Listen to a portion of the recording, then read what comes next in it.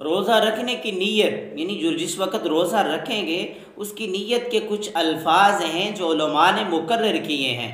वो अल्फाज क्या हैं? व बिसौमी गदिन नवैतु मिन शहरी रमज़ान, ये अल्फाज हैं जो रोज़ा जिस वक़्त रखेंगे तो उस वक़्त नीयत के तौर पर ये अल्फाज पढ़ेंगे। और ये याद रख लें ये अल्फाज अहादीस से साबित नहीं है बल्कि उलमा की तरफ से मुकर्रर करता है। इसको कोई फ़र्ज़ वाजिब सुन्नत ना समझे।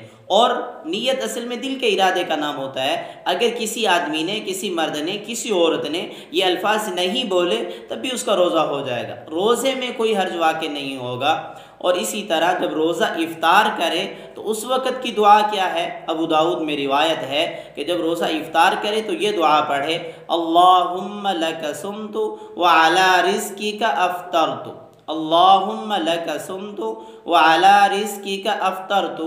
ये दुआ जिस वक़्त रोज़ा इफ्तार करने लगे उस वक़्त पढ़े।